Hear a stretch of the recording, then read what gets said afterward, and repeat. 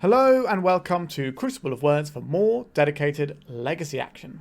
For today's deck we are playing one that comes from a subscriber to my Patreon. There is a tier on my Patreon that gets you regular donation decks onto the channel, so check that out in the description if that's the thing that interests you. So this list we're playing today is a sort of red-black scam deck. Scam refers to the Grief Reanimate package, whereby you can turn one, double grief your opponent and end up with a grief in play because you pitch this. You pitch something to this, take a card from their hand, reanimate it, or not dead after all it. So you get to really disrupt your opponent's hand and lead off with a threat.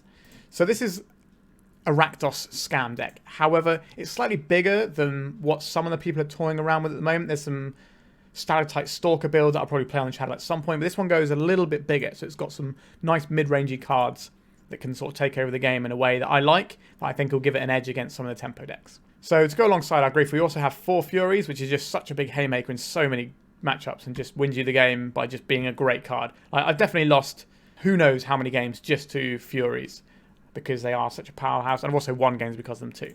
So we've got a lot of removal here. We also have a lot of disruption because we're also packing 4 Thoughtseize. The other stuff we've got in here is pretty much what you'd expect. So we've got some Troll of Khazad-dûm that we can cycle, and then Reanimate, just a really powerful threat. We've got Orcish Bowmasters because we're in black and it's great. We have 4 Dauthi Voidwalkers. These can suppress our opponent's graveyard as well as being an effective beat stick. And sometimes with our discard, it might just end up giving us something really spooky like an Emrakul that we can drop in our opponent's lap. We've also got Molten Collapse, sort of one of the new cards that's made its way to Legacy. Just a pretty efficient removal spell. It's quite often just a 1-for-1, but sometimes it gets to be a 2-for-1, and that's great. But the flexibility of being able to hit creature, planeswalker, or another permanent type that is mana value 1 or less is quite handy. There's lots of things that you want to hit with this. And then, this is the sort of stuff that you would expect to see in a scam. Maybe we have a little bit more fury than you'd expect, but then this is the section that really interests me, that kind of puts over into more mid-rangey, and I like what I see. So we've got these Blood Moons to just shut off some decks completely. Our deck can play around with Blood Moon quite nicely. The only consideration with Blood Moon really is the black pips for Dauthi Voidwalker, but we're probably playing this first. We're not playing a ramp out of Blood Moon. It's just something that we play in the mid to sort of later game just to shut off our opponent's deck after we sort of soften their hand with some disruption in certain matchups. Then we have 3 Fable and Mirror Breaker. This just gives us so much utility. Copying our big come into play effect creatures is really nice, and just filtering away the cards we don't want is just a lovely effect to have in a deck like this. Then we've got 2 Seasoned Pyromancer, similar thing to Fable, but when you're Hellbent, this just draws you 2 cards straight up, and we're probably going to be pitching a lot of cards, so the full refresh on cards is actually going to be pretty welcome here. This is a card I've not really played with very much, even though it's been around for quite a while, so I'm excited to give it a go. I definitely see why it looks sweet in this list. That's pretty much it for the main deck. Just lots of good cards with a nice little mid-rangey game plan. Kind of reminds me of old school Jund from a long time ago. We also have the scam package that should sort of be super proactive and just bury opponents. Sideboard wise, we've gone heavy on some tools here. So we've got 3 more moon effects. When we want moon effects, we will want moon effects. And we're relying on these to win us some games, so why not have them? We've also got some removal that can hit things like Marit Lage, for example, which, as you know, is a card that is near and dear to my heart, or a token card that's near and dear to my heart, I should say. But we will need to destroy them if they're coming for us, so this is helpful for this, and also has the flexibility to hit other things too. We've got Graveyard Hate in Surgical Extraction. We've got a couple of Pyroblast to force some things through, as well as disrupting certain decks. And then we have 3 Null Rods to just say no to a bunch of artifact decks. I think this is the best artifact hate going at the moment. You just win games off the back of it quite easily. And because we're a creature-heavy deck, our non-creature permanents like Blood Moon and Null Rod are going to be slightly hard for our opponent to remove, because they're not going to have the cleanest answers if they're boarding in removal.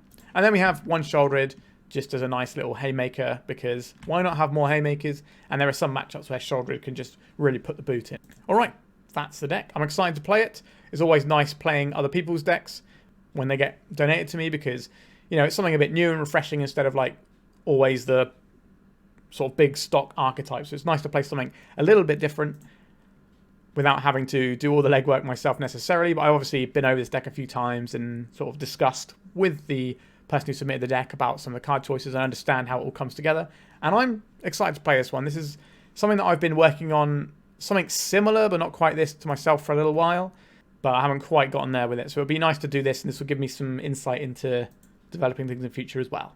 All right. Like and subscribe, and let's start jamming some red-black scam. If you're looking to play Legacy on MTGO like me, why not try Card Hoarder? They're a rental service that I personally use, and I found them better than other rental services that I've used in the past. So why not give them a try? So our opening hand for the first round is not great. This basically, if Fury's good, this hand is lovely. But I don't really think we can keep this just on the back of the Fury. We've got so many better hands here that we can find. So let's mulligan this. This one is no good because we have no mana sources. Not really the start we wanted to get off to, but okay, now this hand is very good. This is very serviceable. We can keep this. We could keep the Seasoned Pyromancer as a nice reload. We can cast all of these spells pretty much, depending on what selection of things we keep. So we could be proactive with things like Dauthi Voidwalker and the Bowmasters. Do we want Molten Collapse? As weird as it is, I don't think we want the Troll. But it does give us something to do on turn 1, and it insulates us against Wasteland, so maybe we do want the Troll. I'm kind of into this Seasoned Pyromancer, but we don't get to keep all of these things. Then we'll throw back a Molten Collapse, and I think it's going to be the Troll for me here, because we can play the Badlands on turn 2, so we don't expose ourselves anyway. And this way we keep the Seasoned Pyromancer to reload, because we are basically a deck that wants to bury our opponent with some 1-for-1s here and there. Well, not 1-for-1s, 2-for-1s a lot of the time. So the Molten Collapse might have been useful this time. And we might just be dead anyway. Let's see. Lion's Eye Diamond. Okay, so we could be looking at some kind of Epic Storm style deck. So far, that's the impression I'm getting based on these cards. So we're getting a little Galvanic Relay. Okay, not a particularly strong one, so that's nice. Thoughtseize. They've only got 2 cards left in hand, but we're still going to fire this off. This is a pretty good pickup for us. Guy's Will and Beseech the Mirror. We will take the Mirror, and this kind of makes our opponent's hand not great. They're going to play the Lion's Eye Diamond, one of the lands, and they're also going to play the Ritual just so it's in the graveyard, because then it's useful if they've got additional copies of Guy's Will, as well as just giving them more cards for future Cabal Rituals to be thresholded. Now, if they've drawn another Beseech, that's going to be pretty bad for us. There's the Cabal Ritual, like I said. They're doing anything with this mana. They're suspending the Guy as well. Okay, so we've got a window. I think the correct play here is the Dauthi. This beats for more damage. Like, obviously, the Bowmaster will be good if they have a Brainstorm or something, but just having the bigger threat, I think, is nice. It also stops them adding additional stuff for a Guy's Will turn. They won't be able to get all these Lion's Eye Diamonds back. All right. I think if we're going to Grief, we want to do it now, so that if there's something that we do actually want under the Dauthi, it's very unlikely that they'll have something here. A Veil of Summer. Alright, I will respond with this Orcish Bowmasters. So this Veil of Summer is actually going to be quite nice for us, because we can use this to protect against Tendrils on the turn they go off with a Guy as well. This will ping our little guy and make it bigger. This will get evoked and not do anything. We can attack. So yeah, so we can use the Veil of Summer on the turn that this Guy's Will takes down, so they can't target us with the Tendrils on that turn. And they can't just wait. So they'll probably end up just doing a Galvanic Relay turn instead of trying to Tendrils us. Nice one. Let's send in the Clowns. So we've got 2 more turns on this Guy's Will. Get to beaten. And the plan we set up right from the start to just get our Seasoned Pyromancer as a draw 2 has arrived. Molten Collapse and Blood Moon. So we can't attack with our Dauthi Voidwalker next turn, because this is going to lose the last time counter. But we have 3, 4, 5, 6, 7, 8. So we don't have lethal. If we draw a Bowmasters, then we can attack with everything. But holding up Veil is just going to be better than turning off this fetch land. So if we take out a Lion's Eye Diamond, we might be able to switch off Metalcraft completely, which might cause them some issues. Well, that's interesting. Alright, so they're using the Veil so they can try and beat this Bowmasters. I think they know that we're going to just hold back this. They're trying to see if they can string together a win this turn, because this will give us lethal damage. I think what they're supposed to do, though, is cast the Brainstorm first, wait for us to put the Bowmaster triggers on them, and then Veil, because then we don't have lethal damage. Yeah, so each one of these will ping it for 1, but then it'll also grow 1, so 5, 6, 7, 8, 9, 10, 11. So we definitely have lethal damage. So what is our opponent's plan here? They have to try and win right now with 2 cards in hand. Ponder. It's going to be tricky to do it with 2 cards, but they do have the Lion's Eye Diamonds. Alright, we got the win there. Excellent. So now we get to bring in some tasty cards like the Null Rods. Surgicals are pretty reasonable here as well. We could try to like Pyroblast some of their things. I don't really think that's where I want to be. Blood Moons have text, but not amazing. The Furies here, obviously not great. The Molten Collapses are good. We want our Disruption elements. So we've got 2 more cuts. I don't think we can afford to play more Blood Moons, but Blood Moon plus Null Rod is pretty good against the Epic Storm. I think I prefer the Maguses to the regular Blood Moons, so because these at least attack. And then what are we going to trim down here? I think, do you want the Pyromancer or do you want the Fable? They both kind of do very similar things here. I'm going to try getting rid of the Fable for a Blood Moon here. I don't think we want to trim any more, but having some Blood Moon effect and then Null Rod means that they basically can't cast any of their spells for the most part. I don't think we want a Sheoldred here either. I think we're just going to roll in like this. Right, Thoughtseize into Null Rod, into Fable is pretty much how I would like to play this game, so happy with this opening hand. Now, they could Thoughtseize us, or they could Ponder, which is also going to take them off of Veil of Summer for when we Thoughtseize them right now, so that's going to be nice. They did not shuffle their library. They're playing a Lotus Petal. We don't have any accelerants to pop out this Null Rod early, but that's fine. Let's Thoughtseize our opponent. Okay, so they're going to Veil now using that Lotus Petal, sure. So this basically buys us 1 Lotus Petal from our opponent. Alright. So this turn, I believe we are on the Null Rod plan. Does make our Fable the Mirror Breaker worse, which is why we boarded one of those copies out over the Seasoned Pyromancer. But this should slow our opponent's roll a fair bit. So depending on what our opponent does, we may or may not want to play the Thoughtseize. And also depends what we draw. If we draw a 2-drop, then I think we're probably looking at Thoughtseizing. Otherwise, if they've got open mana, I don't really want to Thoughtseize into what could quite obviously be a Fable here. Another Null Rod. Interesting. So there could be a Burning Wish. I can't remember what answers they're playing at the moment. Do we just want to get a threat on board this turn? I think we want a threat on board this turn. And the next turn, we can filter away our lands that we don't want and try and find something better. We also get to make a treasure that's not going to do a great deal. But, alright. What are we going to do here? Well, it's certainly possible they can...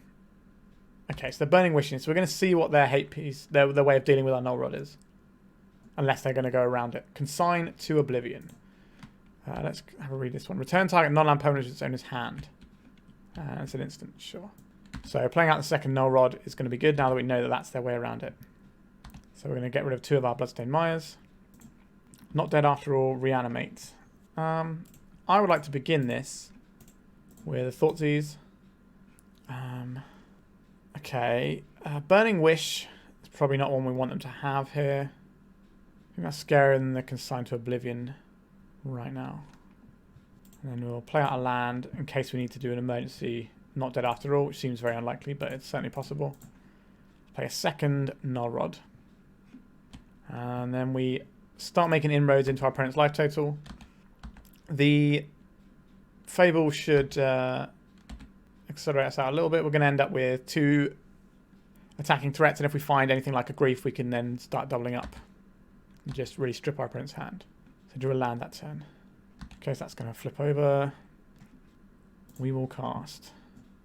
Do you want a second red source? I think we do want a second red source, because that's going to be how we cast our Seasoned Pyromancer if we draw it. So we're going to leave open Not Dead After All. We're going to play a Magus of the Moon. This will not be game right now because they're just going to float mana, but okay, they're off it because basically they have to bounce this, but then they're still locked onto the Null Rods. So I did say Null Rods is my favourite artifact hate right now, and you can certainly see why. We just shut off our opponent's deck, and the 1-2 punch of Null Rod plus Magus of the Moon is a lot. Okay, let's go to round 2. We are 1-0. Alright, so our opening hand does the Grief thing. That's acceptable. We will have to pitch our Molten Collapse. Our opponent is, I believe, the current trophy leader, and they are on Grixis Stalker, I believe, or Blue-Black Stalker. Stitcher Supplier, okay, we're on to some different stuff now. Hogak it is. Cool. Alright, not really the one we wanted. I'll play out a basic here. I think we're gonna... Let's grief our opponent. And then we can not dead after all this. That's what they go here. Wail of the Forgotten. If there are any more opponents, you cast this. Choose one or more instead. Alright, I'm going to take that. And then I'm going to take the other one. It comes back again. This time it'll be a 4-3. That's quite nice. We'll take this and we'll leave our opponent with 3 lands. If I don't fetch a basic off the Catacombs, we might be able to get them with a Blood Moon as well. So I think we're probably going to want to fetch another Swamp. And then we can get our Blood Moon up and running. There's an Underground Sea. Cabal Therapy. What would you like to name? I don't think you're going to hit. Force of Will. Wrong colours. But they can sacrifice this if they want to mill themselves. But then they'll have no creatures. They're going to be further away from Hogak unless they hit well on what they mill. I'm going to pop out their graveyard. Alright, so they're Agatha's Soul Cauldron, Hogak. Okay, this is interesting. Our opponent's deck looks sweet. A Dauthi Voidwalker, not a bad one to find. Play this. We know our opponent's hand, so we don't need to go to second main or anything. We just jam it now, and then we can just F6 the rest of this turn. We can F6 our opponent's turn because they'll know that we're not doing anything. So this shuts off Descend as well for our opponent. In case I have many more of the Wail of the Forgotten, which is kind of a lot of text on it. Alright, so we're about to see it here. Choose one or more instead. Return target non-land permanent to its owner's hand. Target opponent discards a card. Look at the top 3 cards of your library. Put one of them in your hand and the rest into your graveyard. We entered the exile zone here. A Hogak. So we can play our Hogak. We could play their Hogak. But I think just having their guy, having our guy blocking down their graveyard is probably where we want to be when they are quite clearly in the Descend theme. Alright. A little bit awkward here with this mana, but it is what it is. I think this is definitely better than attacking with a Hogak. I think maybe putting the Hogak there is even a bait to make us try and give them back their graveyard. A lot of draws in our deck are good at this point as well. Right, there's the last card we know from their hand. What would you like to do, opponent? Grist the Hunger Tide. That's a cool one. Opponent's got 1 mystery card in hand. A Reanimate, you said. I don't hate the Reanimate, that's for sure. Let's go to attacks. This will attack the Grist. We can finish off the Grist using the Bowmasters here. I think that is better than getting the Hogak, as weird as that sounds. And if we take the Hogak, then they're never going to get the Hogak. But they could always bounce it and then replay it from hand. I think I do just want the Bowmasters here. And let's just take out this Grist. Because if they get another creature off the Grist, then they get to bring back the Hogak. Obviously, we could take the Hogak, so they can't do that. But if they find a way of bouncing it, and then, you know... I don't want to leave that as a thing that can happen when we can just safely deal with it and have a nice board presence. Agatha's Soul Cauldron. Lurker of the Loch. And they got Phyrexian Devourer in their list. So milled a bunch of other stuff for us. Interesting. Right, we'll go to attacks. Attack with both of these. We can then not dead after all if they block our Bowmasters. So they'll probably know that we have this coming. So what they can do is they can use the... Oh, that goes into their graveyard, doesn't it? Whoops. Oh, that's my bad. I thought it was our own Bowmaster for a second. Yeah, we just punted that one a little bit. Because they had the Soul Cauldron, so they can do that. Yep, so now they have the ability to ping for 1, as well as paying 4 mana and getting some work done with this. Fury would be a nice draw. Yeah, that was just a mistake for us there. Stalactite Stalker. So if they lose a permanent, then this will grow. And we'll also be able to ping for 1. And that will be able to clear our Dauthi Voidwalker. Surprised they didn't just put another counter on this and kill our Walker, though. Actually, they got the Soul Cauldron, right? So they can tap and just put the counter on this whenever they want. Or they have to do it before we untap. Getting a Bauble. Yep, so that's going to give them the... Actually, no, they're not going to get the Descent because Stalactite Stalker... Their cards don't go to the graveyard because of our Dauthi Voidwalker, actually. But they can activate the Agatha's Soul Cauldron. Yeah. And now when they ping our Dauthi Voidwalker, they can Bauble and then grow this. Yeah, our opponent is definitely finding a line here. Using our not dead yet, like that. The little mistake might cost us here because we could have just got the Dauthi Voidwalker back straight away. Now they would have had a window to crack this and then grow this. But still, That was an objective mistake. And now they get to play the Hogak. Yeah, I think this one slipped away from us. Maybe if we'd have reanimated Hogak ages ago instead of that Bowmaster, we might have been in better shape. Our opponent's deck's pretty sweet though. Alright. So that was a pretty terrible turn for cycle for us there. Somewhat of my own making. Fury is still reasonable here. We can clear out a bunch of their stuff. Polluted Delta. So we can cast a Grief which will have evasion. This will have to find us a Badlands.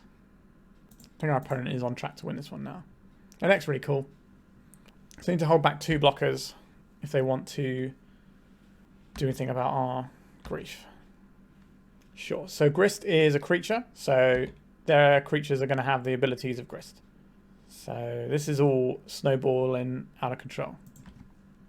We're going to see most of our opponent's deck here. Which is cool because I kind of want to play this. If we've taken the Hogak a while back, might have been nice. Well, I think... how do we beat them at this point? I think our opponent has just turned the corner on us too much here. So this is just going to ping this down. We've got a ping here. And another ping. Yeah, I don't think we're beating this. Oh, I thought we had it for a while then, but it kind of slipped. Okay, so Surgical Extraction is something I would very much like in this matchup. The Blood Moon seems like it might do some work for us. Sheoldred's Edict. Yeah. Like, Pyroblast kills Emery, but doesn't really do much against the rest of their deck. So we're looking at possibly these 6. The Fury does seem good. What do we want here? The Molten Collapse is going to be useful as well. Yeah, this is going to be a tough one. How useful is Discard? Like, if we take out some of the things, that's going to be okay. I think on average we're going to be better off with Graveyard Hate than we are Furies. Than we are Thoughtseizes. 3 Blood Moons. I don't think we want another one. The Sheoldred might be nice here, just as a thing we can do that's kind of large and in charge. Maybe it's a Not Dead After All that goes here. We fit in a Sheoldred. Because this can kind of roadblock things quite nicely. So what does this hand do? We have Grief. Yeah, I think this is fine actually. Like, we cycle the Troll to get our Badlands. And then we have turn 2 Dauthi Voidwalker, and we can then clean some stuff up with the Fury. Now, we can get hit by opposing Griefs if they've got some in there, or Thoughtseizes, or whatever. So, things can definitely go awry. I don't think I want to Grief on turn 1, but maybe that's a mistake. I don't know. Like, the Molten Collapse, just to keep them off of 2 creatures, might be really, really pivotal if they like Thoughtseize and take our Dauthi Voidwalker. Like, if they just got a hand like this, I'm not too worried. Emery. Let's Swamp Cycle. This was a Badlands. A Dauthi Voidwalker. Let's see if this resolves. Actually, we can probably... Yeah, we want this to be in play first before we Grief, to be honest. But opponent didn't really show us much in the way of counter magic. Right, so now we can... what is the plan?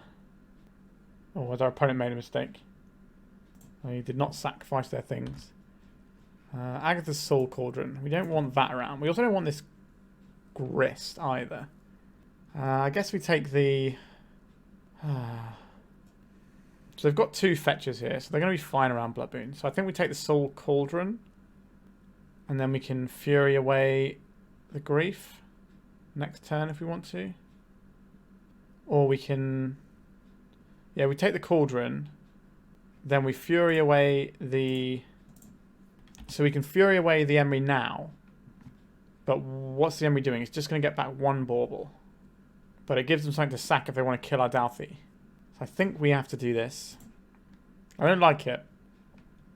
But we can do this, then we can Molten Collapse this, because this hits Planeswalkers. So we can use this to kill the Grist. Because if we let them have Grist in a couple of turns, I'm not feeling that. Maybe that's overly aggressive. But our opponent's going to be gassing up again. I just don't want them getting additional cards. Putting the Emery away is nice. Got a nice sack of things to reanimate if that is a thing that we get to do. They also know that we have the Molten Collapse now. Troll. So we have 2 options here. We can save the Troll in case we want to try and kill 2 things, but we're very unlikely to be able to kill 2 things here. So we could just cycle this right now. and get a Badlands so that we can cast Seasoned Pyromancer. And then we also just have our land in play here. So we've got a Dryad Arbor. They do not have a Dryad Arbor, because then they could have got the Dryad Arbor, use the Grist, and have something to sack and kill our Dauthi. Maybe I'm overrating how important this Dauthi is, but it feels pretty important. Alright, so here comes the Grist. I'm going to make a 1-1, and then we are going to kill their Grist using our Molten Collapse. They know about this, go saw it with an Urza's Bauble. We'll play out this land. Do I want a Grist of my own, or do I want to shut their graveyard down? I think just shutting their graveyard down is the correct play here. But if they can find... They've only got 4 cards in graveyard as well, which means that they can't get back. They can't play a Hogak from hand unless they have 3 creatures. Our opponent's deck is weird and awesome, so it's kind of hard to work out what I'm supposed to be doing sometimes. I'm going to leave this uncracked for the purposes of Descend, but we are in the driving seat, but our opponent's got a bunch of resources in their hand. It's how good those resources are. Okay, this is bad news for us. Very bad news. So we're going to lose our Dauthi now. Okay. And a Stitcher's Supply to follow up. Yeah. Our opponent is running hot here, and we need some help. Okay.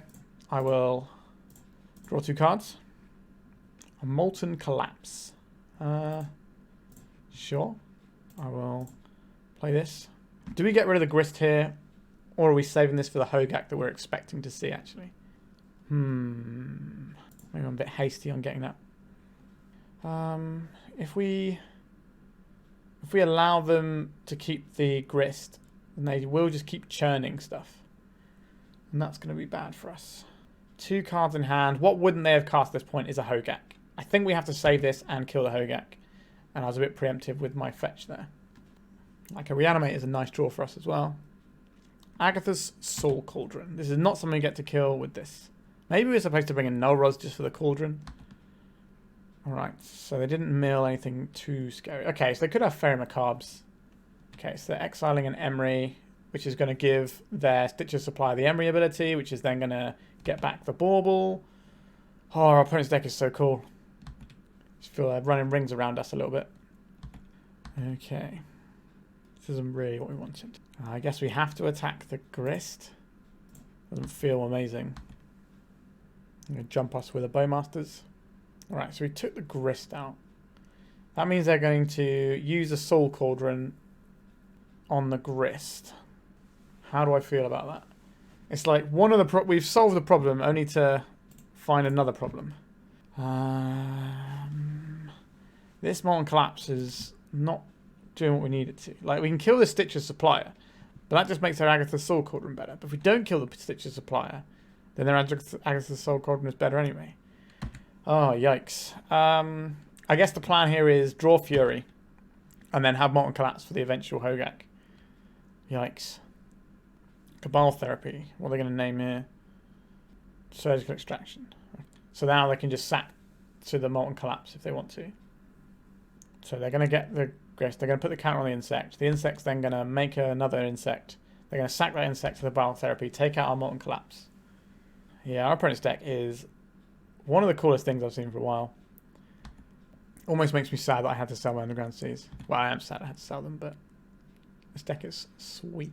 Alright, we're going to need to find something. Like, Fury is still good here.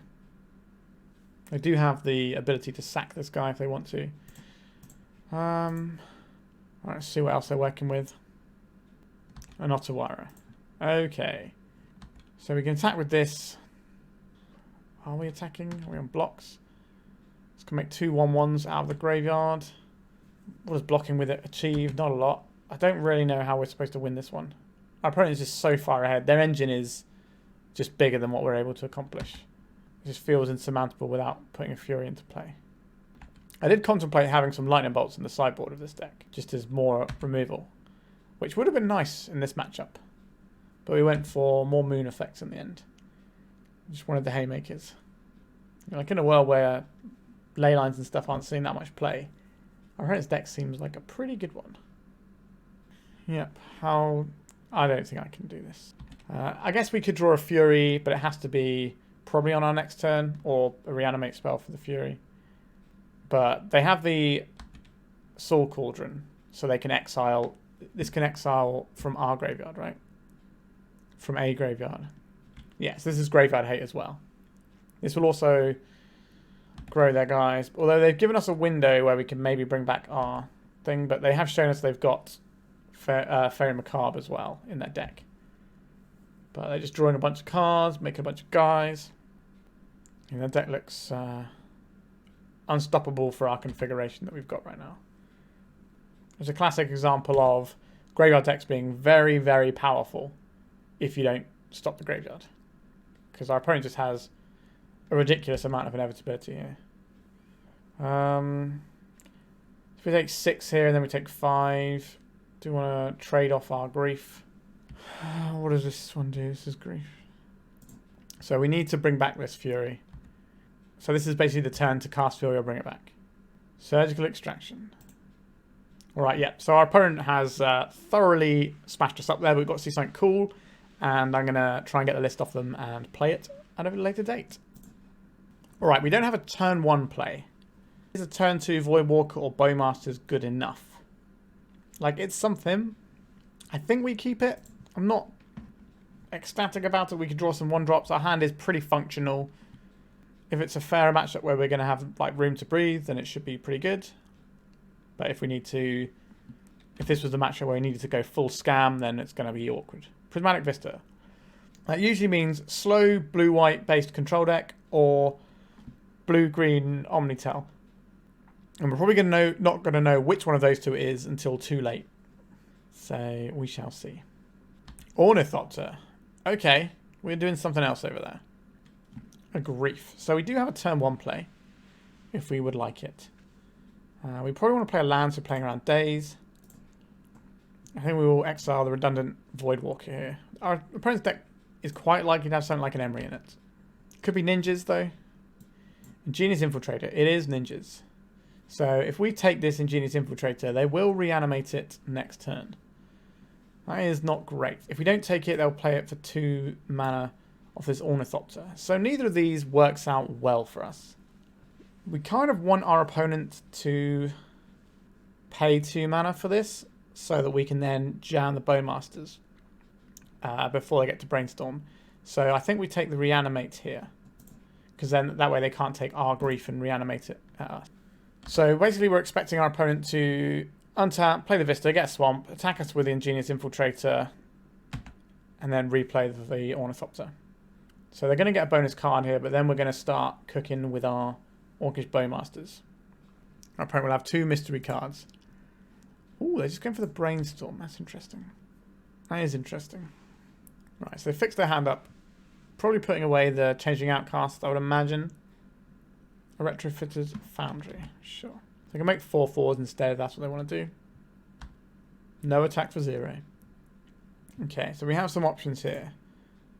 We can hold up this Orcish Bowmasters to ping off a Changing Outcast or a 1/1 Retrofitter if that's the thing that's going to get made. Or we can just jam our Dauthi Voidwalker and have a disruptive threat. I think I like the Bowmasters more because we can also do blocks with it to stop Ingenious Infiltrator in the following turn, as well as just being able to like mess with some cantrips and things. Changing Outcast. So this is what we wanted. We wanted this so that we could ping it. I've already played land, so I'm okay getting the Badlands here. We're going to do this now so that our opponent can't... They're just going to turn this into a 4/4, unfortunately. But this is to stop them from pinging... to stop them from casting Ponders in the second main phase. Yeah, so they're going to sacrifice. They should wait for us to target this. I wasn't going to target it anyway, I don't think, because of the Retrofitters. Okay. So Molten Collapse is something that would be nice. But we kind of want a Fetch Land and Molten Collapse. What is our game plan here? So we're probably chump blocking with an Orc Army this turn. That means we're probably going to go for something like this to try and dig into that Molten Collapse. This can also fuel a Molten Collapse. This is a pretty good daze target if our opponent's got one. They do not. We don't know if they have these 2 cards. We have seen a Changing Outcast, so maybe they did keep that one. And they don't have another one. So I'm surprised they haven't got the Ingenious Infiltrator into play yet. But I guess just churning out 4/4s is pretty good when our board is smaller than 4/4s. But they can't put Ingenious... Well, they can put Ingenious Infiltrator off of a Construct token, but it is quite a big loss. So we get to stop this now to take 4 damage. Then when we ping Bowmasters next time, we get another 1-1. So we're using Bowmasters to pad our life total by giving us chump blockers, rather than making 1/2/2 they'll just get rumbled over. 3 mana here. Yuriko just cast from hand. This is the one that puts the top card of their library into their hand when it deals combat damage. And then we lose life equal to the CMC of that card. Or mana value, as the term is these days. Okay. I would like to do some Fable with the Mirror Breaker stuff here. The time for Thoughtseize is long gone. I like Bowmasters. I think I like Seasoned Pyromancer slightly more than the Voidwalker. Okay, Fury is pretty good. We can kill one of these. If we attack with this, we could also Bowmasters ping and also do Pyromancer. Bowmaster, we don't really want to discard the Fury. Alright. We will attack with this Shaman and see what our opponent wants to do about it. I think I would much rather have a Fury in play than pitch casting it as well. This Fatal Push is their final card. Fatal Push on the Shaman is pretty good here. A Murderous Cut.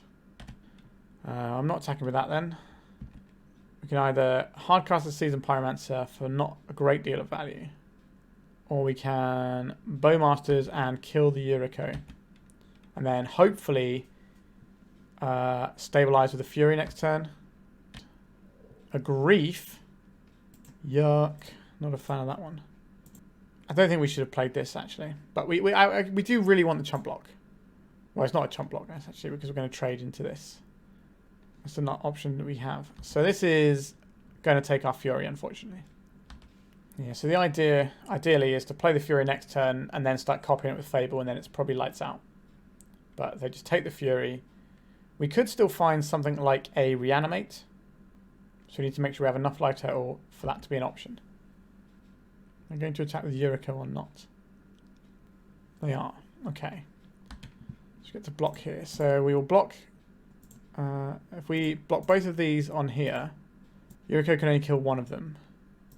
So we get to keep a Bowmasters around, and we only take 4, which means we can still play a Fury if we reanimate it. That wasn't the one we wanted, was it? What does this do? For each non-land card discarded this way, create a thing. Okay, so there's no reason to keep this. Understood. Red, red, black. Can I have 2 good cards, please? Not Dead After All is interesting.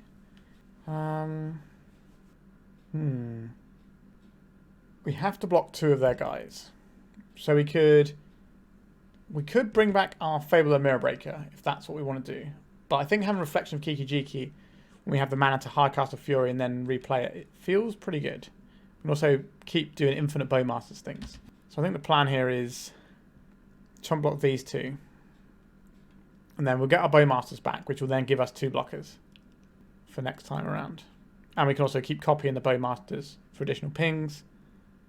We can even exile this from our graveyard to make 2 1/1s if we need emergency blockers. Interesting game. They're brainstorming whilst our Bowmasters is not on the field. Makes sense. So we can afford to take 1 more hit from a Grief. But if our opponent's running Bowmasters, which they might well be doing, then that doesn't go well for us. I'm just taking 2 damage. It's not going to take any more. We may as well just ping their face and get ourselves another little friend. Okay, cracking this fetch land does change the clock in terms of the Grief hitting us. I think we're going to draw a Reanimate or something right now. We drew the Fury. The Fury is good. I will cast the Fury. One of the better draws. I think we just take out a construct here. We have the ability to copy something with our Reflection. Now, if our opponent's got a removal spell, they can blow that out a little bit. We won't be dead, but we'll just be in a horrible position.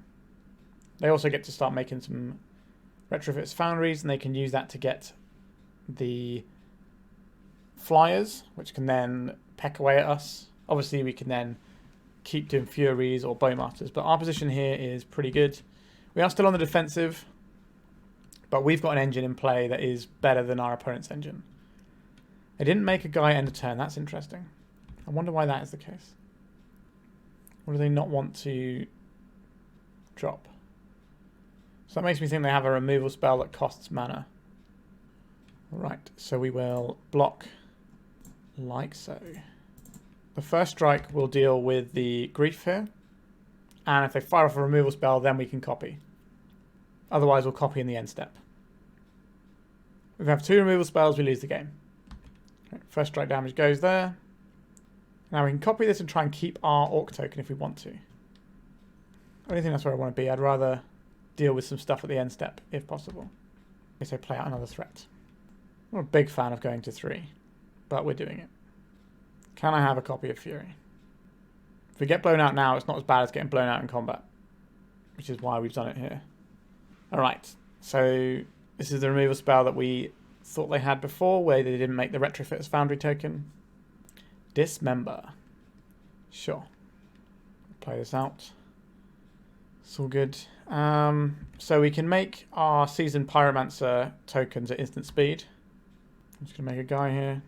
In that case, I think we're going to copy now. And ping this before they can turn it into something else. And this will stay until the beginning of the next end step.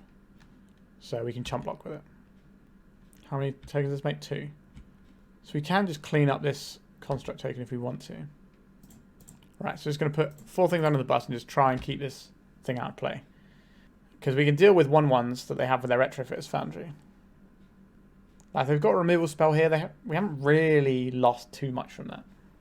And Orcish Bowmasters of their very own. Is this going to ping our Orcish Bowmasters, or are they going to keep their guy alive? They're going to ping our guy. So these will no longer do the business for us. Yep, that is awkward. But any creature is pretty reasonable for us. Polluted Delta is not a creature. Okay, so we can copy this guy, ping out their Orc Army token, or their Retrofitter's Foundry token. Kind of awkward, it probably has to be the Foundry token, doesn't it? The other option is to start blocking. So how much is this? So they need 1 mana, 3 mana. So they can definitely turn this into a 4/4 next turn. So we can't allow that to happen. So we do need to just copy our guy now. We do have a 2/2 Orcish Bowmasters as well. Which is because of the wicked roll on it. Which is something. So we can blunt our opponent's attack this turn. Sure, if they just want to throw that, we just throw 1 guy under the bus. If our opponent gets enough mana to do multiple Retrofitter activations, then like making multiple 1/1s, that could be bad for us. Right, second main phase, what we're going to see here. Yuriko, sure. Like Molten Collapse is pretty good here. It costs us 1 life, but I think it's worth it. A Grief. Our opponent has no cards in hand, but this is just another body, which I'm okay with. Just make the guy, and then we have to do the copying again. Oh, his Retrofitters is getting annoying. So Grief can eat the Yuriko if it attacks. Our Bowmasters can eat their Bowmasters. We can chump and chump. So their attacks aren't good here, unless they're attacking with a lot of stuff at once. And even then, I don't think those attacks are good. They attack with just the 4/4. Alright, this reeks of additional Bowmasters. Oh no, they're just going all in. Okay. So we line up the blocks as we've established them. We get pretty blown out by Bowmasters here. But a single removal spell is... Oh wow, these blocks just going through. Oh well, that's excellent for us. If they had Bowmasters, they would have cast it first. Because they could ping this and then also save their other guy. Alright, so we're getting a Ponder off. That's nice. It's going to give us a ping. If we ever get really worried about our opponent's hand, we've also got a Grief that we can copy. We do need to deal with this Retrofitter's Foundry though. Ornithopter. That does not do much apart from become a 4/4, which is a lot, to be fair. That's not nothing. We get to keep this Orc Army token. Okay. This will be a 2/2 next turn. A Reanimate. That's a very high stakes card in this situation, isn't it? So we can get back an Orcish Bowmasters if we want to. I don't think that's where I want to be right now. So what is our plan? They can have 2 4/4s. We can chump block pretty effectively here. Alright. I think I'm going to attack with the Grief here. We need to get this game won. Don't really want to go to Dead by Bowmasters. I don't think I am playing this. Are we just making the Bowmasters now, or do we do it in our opponent's upkeep? If we do it in our opponent's upkeep, we get a ping, and that might be relevant here. That'll give us enough to trade with a construct token. Yep. Or we can do it in our opponent's draw step and take whatever their card in hand is. Not sure they were casting that one anyway. Attacking with both of these. They're on 9. Is there a way that we can win this one? So if we block with Bowmasters and Grief, they do have a Retrofit's Foundry we need to get through. They can only make a servo. So if we block with these two, next turn we have 6 damage coming on off these. That's not enough. We can make it 7 with a Reanimate. So if we block with this and this, they go to 8. And then we untap. We jam them for 6, 7, 8. But if they make their retrofitters at the right time, that doesn't really work for us, does it? That's an annoying one. Yeah, we have to do this horrible block here. Like, we can stop our opponent from drawing cards, and if we draw the Molten Collapse, then we can just eventually win this one. We are also ahead of our opponent on clock, so I will continue playing this one for a bit still. I think we can win this game. We definitely have draws that are good. That's not one of them, though, is it? So I guess we're probably just Bowmastering. Are we ever blocking with this Bowmasters is the question. I don't think we are. Is our opponent going to make a guy? They are. We will then kill this guy. So now we can actually block a construct token and kill it if we want to. Alright, a land. That's a bit of a brick for our opponent. If they attack with everything here, we can just block with this and this and they'll die on the backswing. Is that right? We attack them for 6, we get back the Bowmasters and we kill them, right? That does work. I have done the maths there correctly. So they can make a guy for 2, pay 3 to untap it, pay 1 to turn it into a stop. Yes, they don't have a solution here to what we've got going on. Thoughtseize, we are not casting you. Okay, so we copy the Menace guy. We don't have any cards in hand. We go to attacks. And the 2 Menace guys in that they can't block. Alright. They see the writing on the wall there. Or they expect, or they think we have something here. Sure. Whew, that was a long and exciting game, to be honest. What would I like in this matchup? I think the Pyroblasts are okay. They deal with some of their things, and that's fine. I think the Sheoldred's Edict are where I'd want to be. I also think the Sheoldred itself looks pretty tasty. So these are all things that look good to me. Blood Moon looks bad in this particular matchup, and we don't really need to mess with their graveyard. And I'm not convinced I want to go in on this Not Dead after all. I think they're a reasonable cut. I don't really want to draw these Thoughtseize after a certain time either. So something like this appeals to me. I will do this. Like a Thoughtseize can always pitch to a Grief or do something like that. That was a really interesting game. That felt like a really nice game of Limited, where we're just sort of each trying to get little bits and pieces. Alright, we have an answer for Retrofit's Foundry. We have some other removal. We'll keep this. Our opponent's on the play, though, so they might just be able to dump a scary guy into play on turn 2 and start drawing cards and burying us underneath that card advantage. So let it be known, this can definitely go wrong. I say that a lot on this channel, don't I? But it is the nature of things.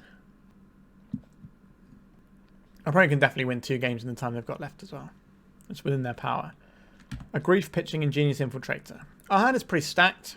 Like, we have 2 pieces of removal, so they can't take them both unless, they can reanimate this and then take them both. That is a thing they can do. But if they've just got a 3-2, I think we can probably win through that.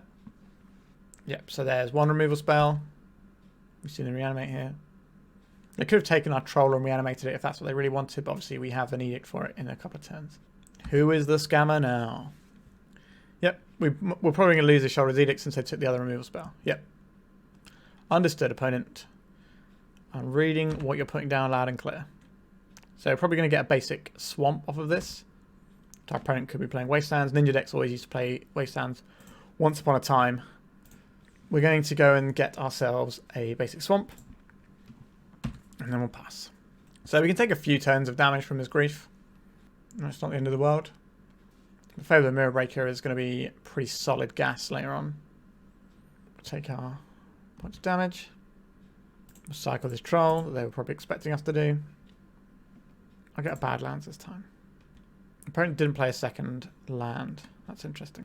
I'm going to play this out. If we can just draw lands so that we don't have to play any of these fetch lands, that does affect the clock by 1 turn if it's just this grief. So we will be cycling this to avoid that. And we do want another Badlands if possible, because that gives us red for Seasoned Pyromancer. Grief pitching Yuriko. Sure. What would you like to take here? Like, it's going to be a Fable. Yep. Have they got another Reanimate? Or do we get to Fable? Just having Fable in play is going to be pretty good, because that just makes the top of our deck a lot stronger if this sticks around.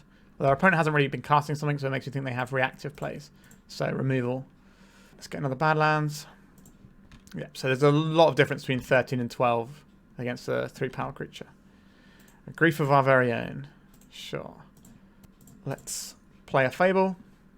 We can see something like a Daze here. Nope. Our opponent might just not have like counter spells. They might just be on removal and discard. Fatal Push. Dismember. Sure. Alright, we're ahead in life totals. Not that we have any pressure yet. But next turn, as long as I don't have a Bowmasters. Alright, so we get to see the Bowmasters before we decide what we do with our thing, because we decide if we're drawing or not on resolution. Okay, Baleful Strix. That is that extra 1 point of damage they needed. So this puts us to 10, and then it's 4/4/4. So actually, no, we've still got a few turns. Alright, we've got some lands that we don't want in our hand. Let's get rid of them. Dauthi Voidwalker, and a Pyroblast. Okay, I'm in for a Dauthi here. I don't think we need to Pyroblast. Not yet. Haven't seen anything like a Murktide. And I don't mind taking one if we can then Pyroblast the Ninja when it comes in. So that's something that could be in their hand they wouldn't have cast. We can't block here because of Shadow. Nothing. Interesting. Right, I think I'll do it now then. If I didn't have a Ninja. So we could... Let's grief our opponent here. If our opponent has a removal spell, we can then take away their grief. A Force of Will and a grief of their own. So we take the grief here. We can then turn this into... Baleful Strix is pretty good. Have that. Orcish Bowmasters is great. We can fire this off in our opponent's upkeep. And I think we're stable. Give or take. We have to put 2 creatures underneath the grief, so we ping their face. But we get this before they get any cantrips. We know they've got a Force of Will in hand. I think we are close to navigating this one. GG, well played, our opponent said. That was a really good set of games, I think. This one was kind of less exciting than the first one, but there was some interesting back and forth about using our life total as a resource and just showing that you can't just have a grief. Now, our opponent needed a little more action, didn't quite get there. They had the option of putting the grief up and hitting us and drawing a card, and they decided not to do that, which is interesting to me. Oh wait, no, that was ages ago actually. That was when they're exiling and stuff. These are the things they pitched to the grief. So the second grief, they could have just got a Yuriko in instead, and then pitch grief to grief if they really wanted to see our hand. So I think there was definitely some different choices that could have been made there. I'm not necessarily saying they're the right or the wrong choices though. But the allure of drawing more cards is strong for me. Okay, let's go to round 4. We are 2-1. Alright, we're on the play. We can really bust up our opponent's hand if we want to. So let's keep this one, I think. I think it's best to lead off with a Thoughtseize here. We don't want to put our own grief into the graveyard necessarily. And if we draw something like the Not Dead Yet, we'd rather do this later. So Thoughtseize is the better one to lead off on. Drown in the Loch, Stalactite Stalker, Grief, Underground Sea, Wasteland. Interesting. So what am I not a big fan of here? The Stalactite Stalker is shut down if we get to go second. Sorry, if we get to put this down before it gets to grow at all. But I think we probably just take the Stalker. And then we have a choice of whether or not we grief here. That's a tough call. I think I'd rather see what they want to take from our hand. Because what are we going to grief from our opponent's hand, right? I'd rather see more cards out of our opponent's hand. Because if they grief us, they probably won't take the Dauthi Voidwalker. But they could take the Fable.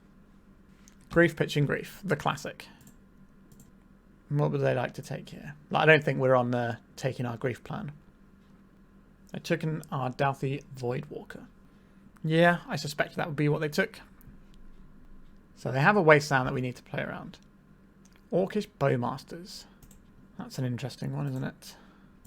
Alright, I think I'm in for the grief here. Drown in the Loch and the big boy. So we'll take the Drown in the Loch. I think we're just going to go get a basic swamp here. Are we deploying this before they have an opportunity to draw any cantrips? I think so. Price them out of cantrips. Now, if they just draw an Orcish Bowmasters, that's going to feel like an awful play. But if they draw any of the 8 cantrips in their deck, that's going to feel like a good play. They could play a Stalactite Stalker and then wasteland their own wasteland. Right, so drew an island for 10. A red source would be good.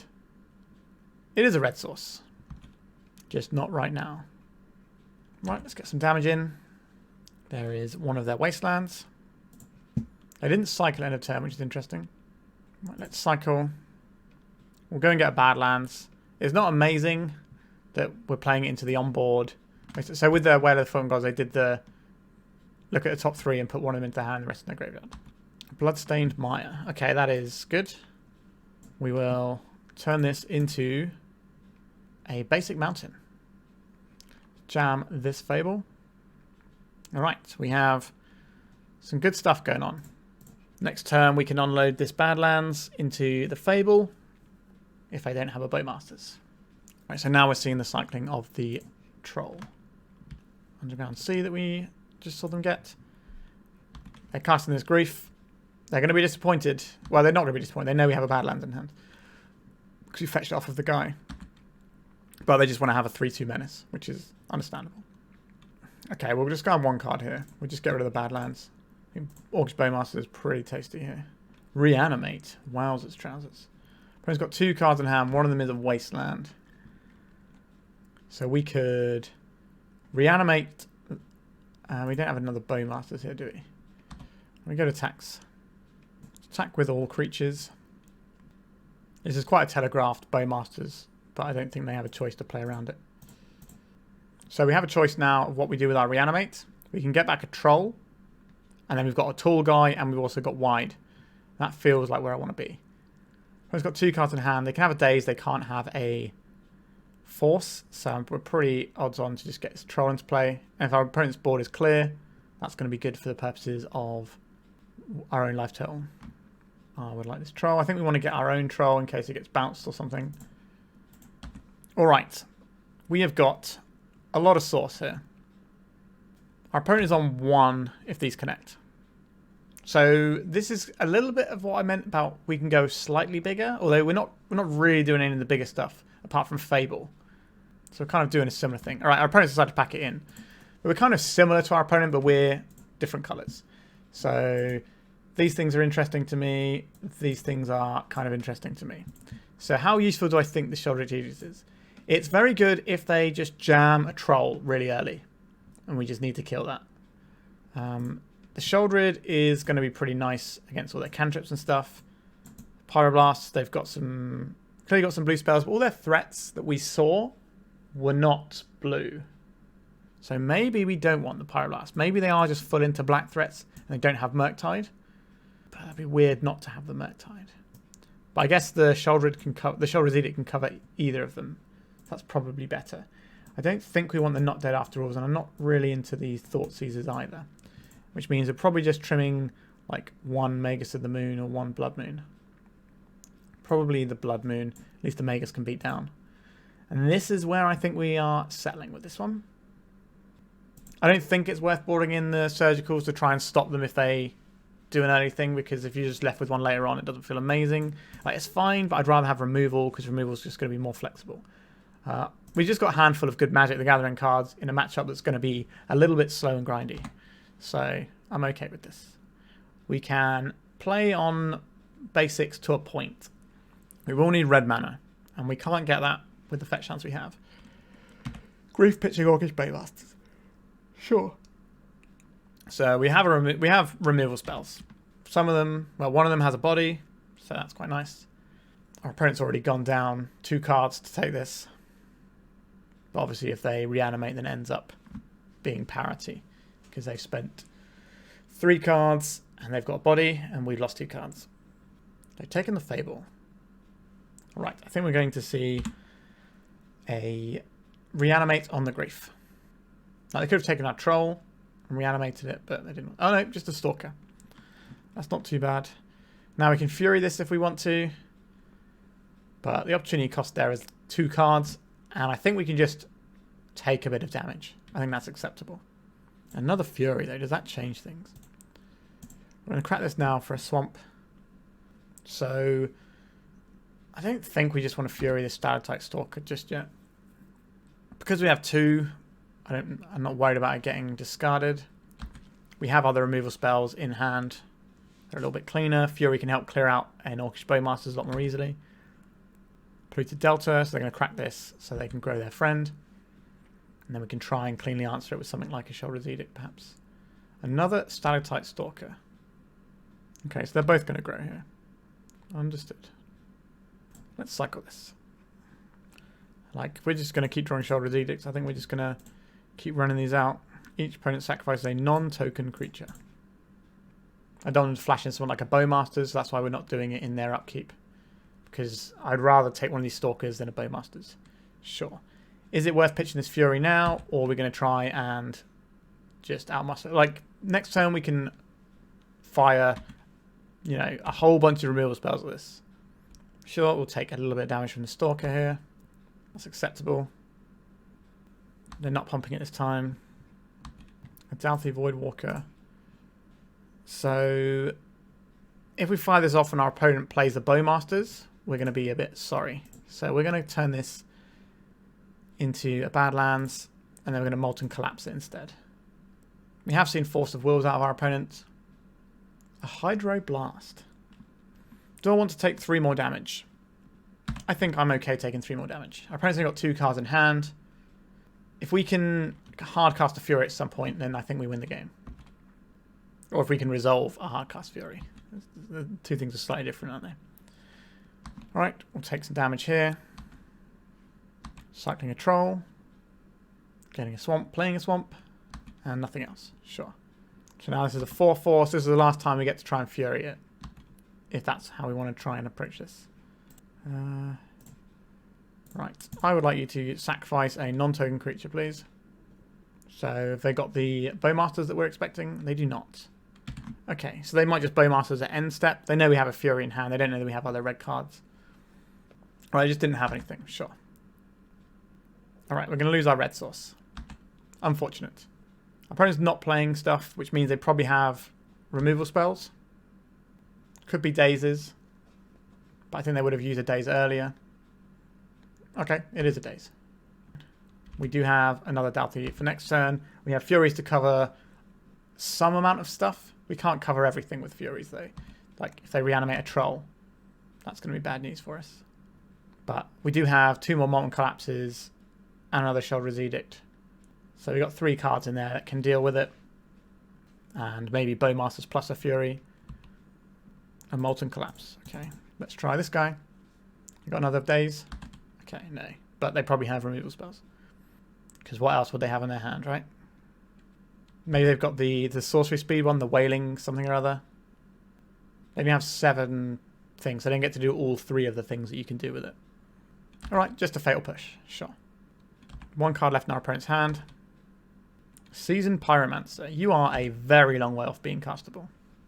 Maybe we could have just leaned harder into the red sources instead of playing around the wasteland. But if our opponent's got multiple wastelands, that's bad news for us. Is this going to be a Grief? It is a Grief. Sure. This Grief is probably going to die soon. I think we are obliged to Fury it unless we draw... Actually, no, I think I want to keep the Molten Collapse if they don't take it for a Troll of Khazad-dûm at this point. When we're kind of... Like our opponent's in the... living off the top stage of the game, whereas we've got loads of good stuff. We just need to survive long enough to deploy it. They took a Seasoned Pyromancer, which has text in our graveyard. Interesting. A Grief of our own. Let's Fury, pitching Fury. I don't think we're going to grief that last card in our opponent's hand. Just want to find some mana. That's all I need. We can answer the next thing our opponent does. More or less. Obviously, we need the red source to deal with the Troll. Wail of the Forgotten. There are 8 permanent cards. We're going to discard a card, and they're going to get a bonus card. I think we just get rid of the grief here. We just keep our removal in hand. So this is a pretty nice 2-for-1 that's going to pull the amount of cards that we each have into more of a parity right now. Alright, it took a while on that one. So, okay. So they went for the Reanimate over the Bowmasters. That's fair. I think I would do the same. So we're going to lose probably the Fury here, and they're going to hope that we don't draw a red source for our Molten Collapse. Yeah. Delver of Secrets. Okay. They are playing Delvers as well. And Orcish Bowmasters. That's not nothing, is it? Goodbye, Delver of Secrets. That was a good draw. Also makes a lot of their cantrips worse. Obviously, the Wail of the Forgotten is a cantrip that it avoids that because it puts it into your hand rather than drawing it. But it's pretty good against any Ponders or Brainstorms. Another Delver, sure. Do we double block this Grief? Okay, they're not giving us the option. A Grief of our own. That's not where we want to be. Our opponent is probably going to be hoping to flip the Delver and then start wailing on us. Ponder. Okay, so at least the Ponder doesn't do that much. Now they can give us a 2-2 instead of this 1-1. They probably just don't cast a Ponder and just try and win with this Delver. I think that's what I would do. Our opponent agrees. A Grief. That's not what we want here. Just need a red source. The Verdant Catacombs in this deck. There's one of Verdant Catacombs. I think it should be a source that a fetch that fetches red, because we've already got the 4 Polluted Delta on top of the Bloodstained Mires. And fetching up this red basic would be really good. Drown in the Lock. That is an excellent draw. That switches on their Ponder and also allows them to attack with both their creatures and put us to 1. So what do we need here? Fury. Fury is good. We can't reanimate a Fury. We have 2 Furies left in our deck. If we draw a Fury, we can grief them and then Fury to make sure that our thing resolves if we're worried about Hydroblast exactly. I chose not to shuffle. Okay. They are reanimating our Bowmasters. That will win the game because they will ping us for 1. Yep, that's pretty good. Alright, do you want to do anything differently? All their threats are black. Am I more inclined to play something like a Thoughtseize on the play? Or do I just like having a stacked bunch of removal? I think I'd rather just have the removal and just be like good on the top decks. Like Grief is fine here, but I'm not in love with the Grief that much. Fury is better a lot of the time. Do I want a Pyroblast or another Blood Moon maybe instead of another Grief?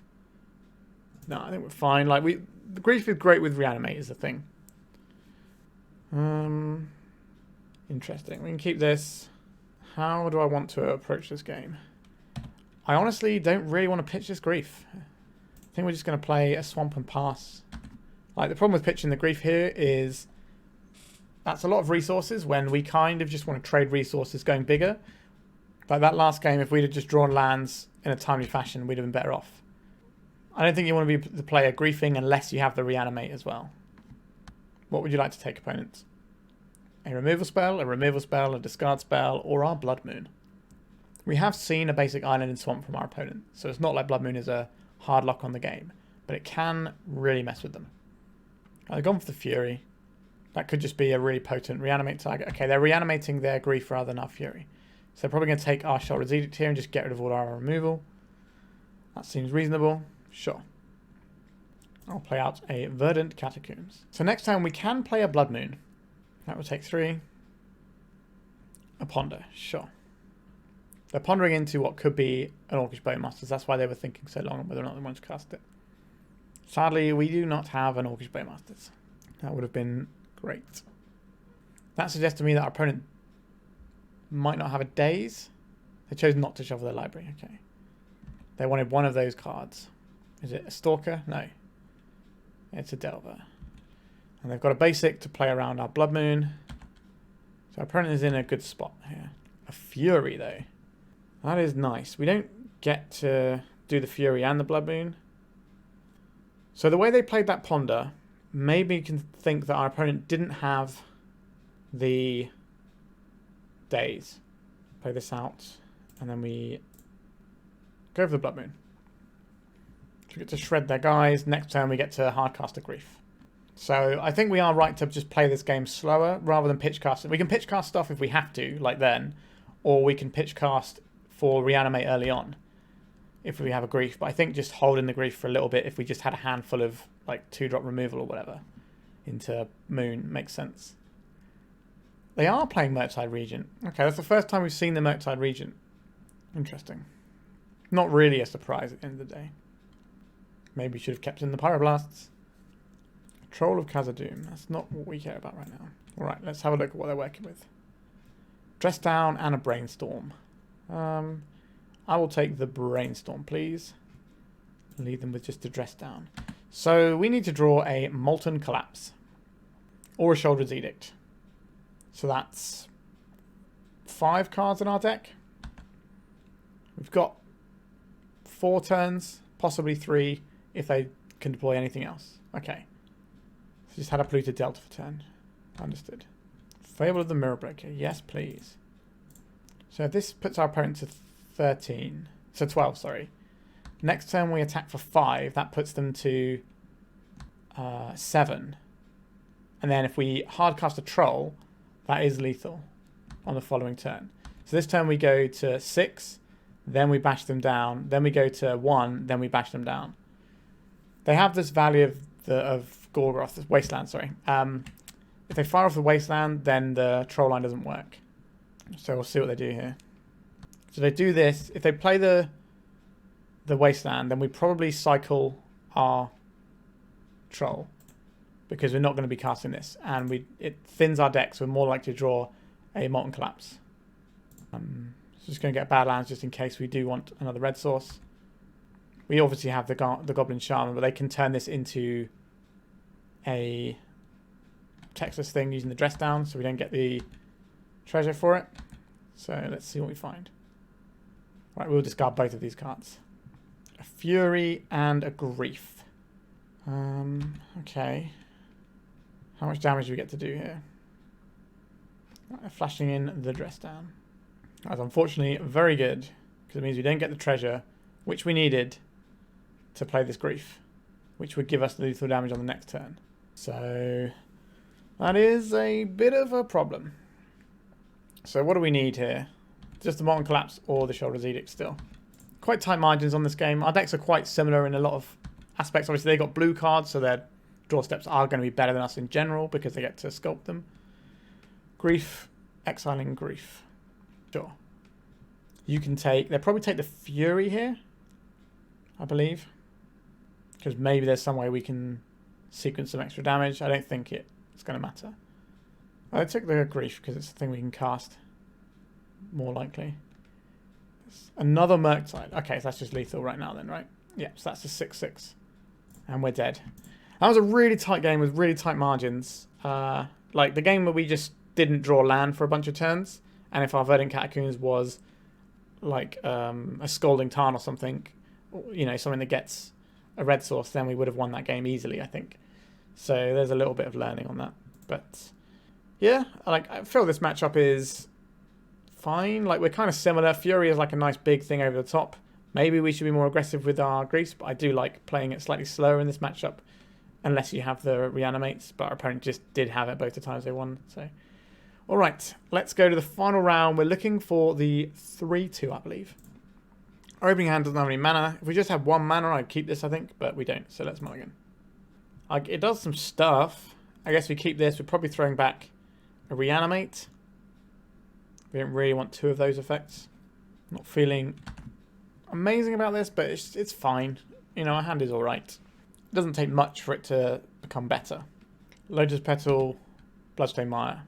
I'm getting Reanimator vibes from our opponents. Let's find out.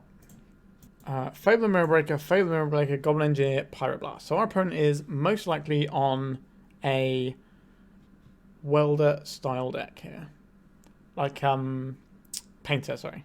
So I think we take the engineer. Next turn we can shut down their ability to use Fable. And then maybe if we're lucky we can Fury and just clean everything up nicely and move on with our lives. Maybe we could Fury to clean out the front halves of Fable and then Reanimate it to clear out the back half. That's an option we have available to us.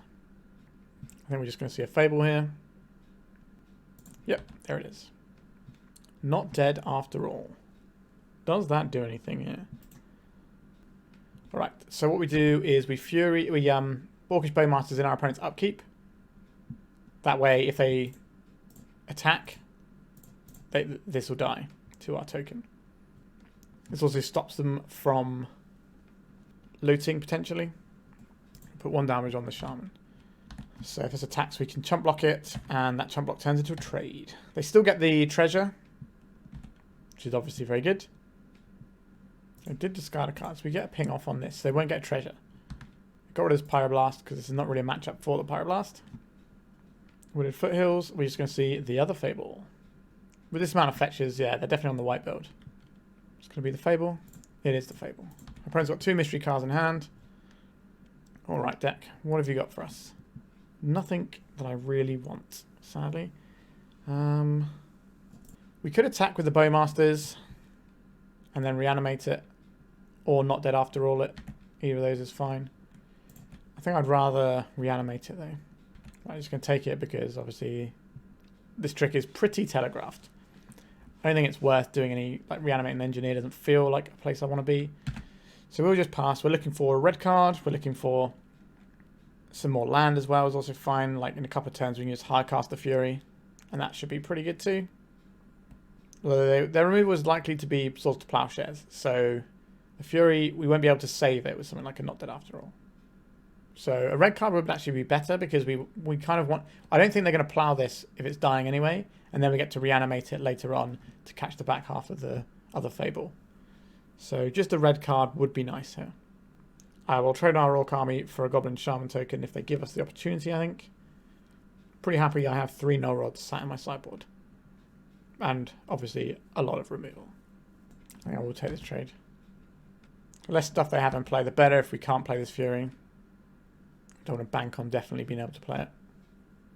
Sure, there's a little friend. A Dauthi Voidwalker. Play this. If we attack with our Orcish Bowmaster, they will not block. So I think we are passing here. We can find a land next turn, we can Fury. Our opponent has a lot of welder activations in their future. Swords to Plowshares on that guy. Obviously that shuts down a lot of their welder shenanigans. Alright, they have a double reflection play, so they can just sort of pay X and make X 2/2s because you copy and then the copy copies, and you do that at my end step. And that's usually pretty good. It's like a double fireball every turn. Or like a 4th Eorlingus, I suppose, which might be what our opponent's casting here. Okay, a Goblin Engineer.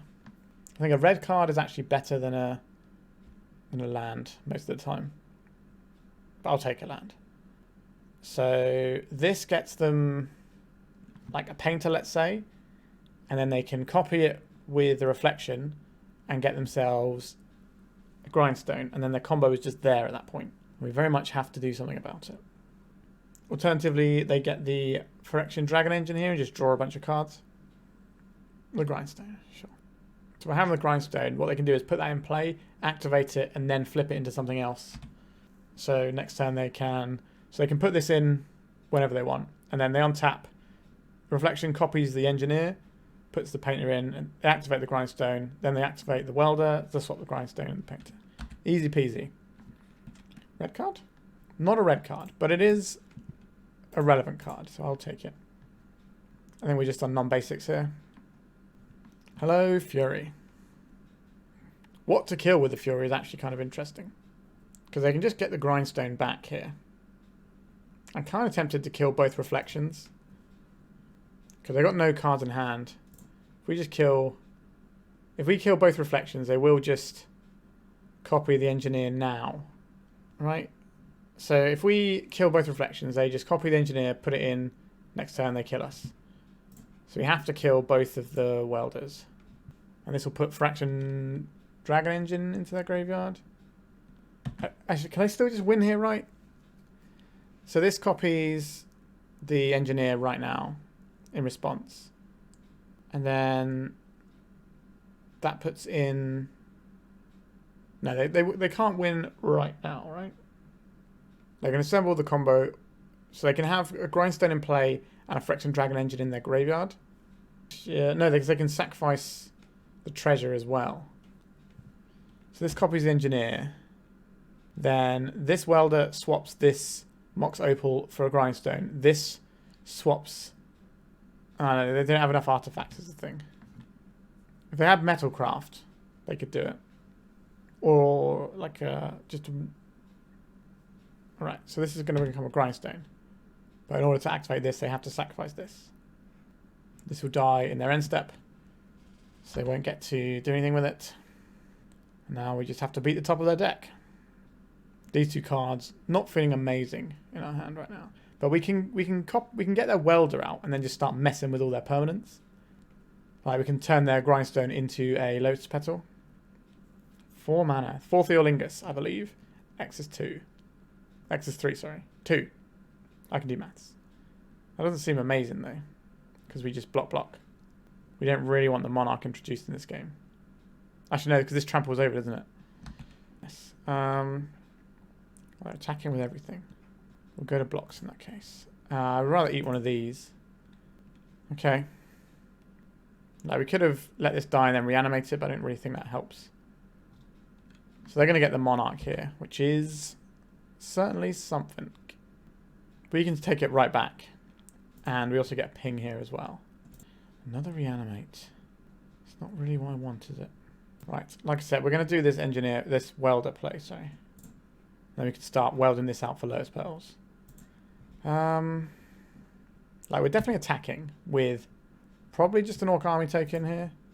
Is that true? We can attack for 6. There's 6, 7. Yeah, I think that makes sense. And then next turn, this can chump block and then not dead after all. And then get the ping off and kill another guy. We're just going to be trading the Monarch backwards and forwards. Okay, a Swamp. Not very helpful. Alright, so Opponent's Servant is a card they can have that wins them the game right now. They can also cast a Fury, which would actually be weirdly good for us if they kill our Fury. A Goblin Engineer. Okay. It's going to be Phyrexian Dragon Engine, or some form of defensive spell like a Bridge. I'm going for the Dragon Engine. They can put this into play right now if they want to. Feels like that's what our opponent's doing. So they would copy the Engineer, and they have a Hasty Engineer, which then turns this Grindstone into a Phyrexian Dragon Engine. We're not going for it. But if they attack here and get the Monarch, we get 2 pings with our Bowmasters. One from when Not Dead After All happens.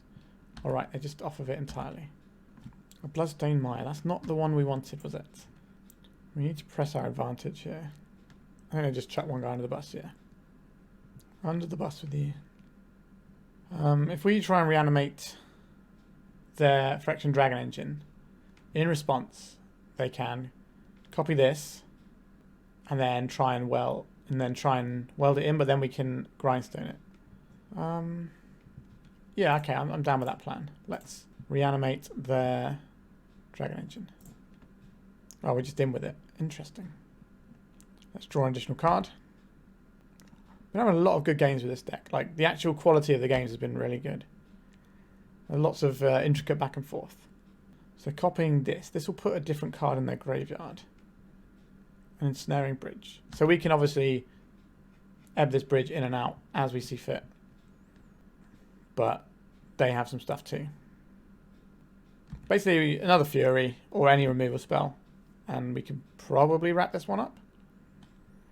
But as it stands, it's kind of finely poised. Swords to Plowshares on the Welder. On the Welder, you say? That's a really good draw for our opponent. So if we weld out this Grindstone into a Lotus Petal, does that help? This is just the game, right? Because they weld to pay 3 for this to target us. And then they weld it into Painter. I think they have the win here. Yeah, Swords to Plowshare top deck was pretty good. Let's see if they see the line as well.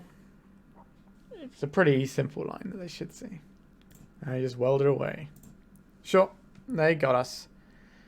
A little ways off of any sort of reasonable removal spells. So, Social Extraction is good here when they're doing all their welder shenanigans. Where do they go? So these are good. The Null Rods are good. The Sheoldred's Edicts are fine. The Blood Moon stuff is good against Saga, but not good against some of the other stuff they got going on. I don't think we need these Not Deads after all. I like having the Grief package still, but I don't think we need to do that. Like, go further into it. We don't need as many Trolls. Well, the Trolls is like a nice beatdown, but we're kind of playing the control here. I like Bowmasters for killing Welder. We just want to kill their guys. That's our plan. Can we... Actually, the Fable is not great into the arms of our own Null Rod. Like, it's fine, but it's not a reliable mana source is the issue. Oh, we just trade in 1 for 1 a bunch. And doing some Reanimate shenanigans. Maybe we'll trim on the Reanimate. Trim a Grief and another Troll. Another Troll. We've got more time on our clock as well. So that's a nice little thing in our back pocket if we can have another long grindy game. Now, this Reanimate doesn't seem great, but Dauthi Voidwalker is nice. Removal spell is nice. It's fine. We've mulliganed into a... Well, we're not mulliganed. We've kept a mono-black opening hand. Our opponent's on 5. A Goblin Welder. Sure. So our Dauthi Voidwalker should be pretty good against Goblin Welder. Believe it or not. Okay, so there's our red source for when the time comes. No graveyard shenanigans for you, opponents. Would love to find a Null Rod to shut down their Great Furnace as well. There's a Saga. We can Blood Moon that away, maybe. We didn't board in additional ones, but we still kept the 2 in the main deck. They are evoking a Fury. Which way are they going to stack this? Are they going to put it into the Void, or are they going to... Okay, they're going to put it into their graveyard. I think that's an error. Because they know we play Reanimate.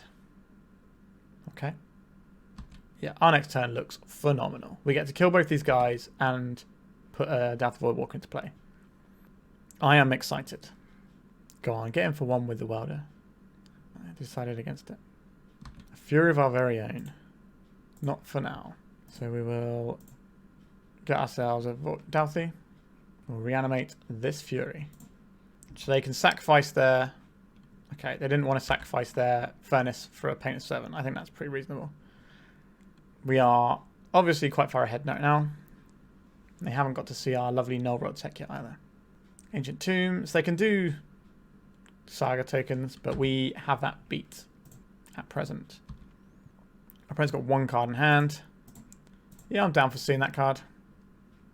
It's another Saga. Okay. Some free damages there.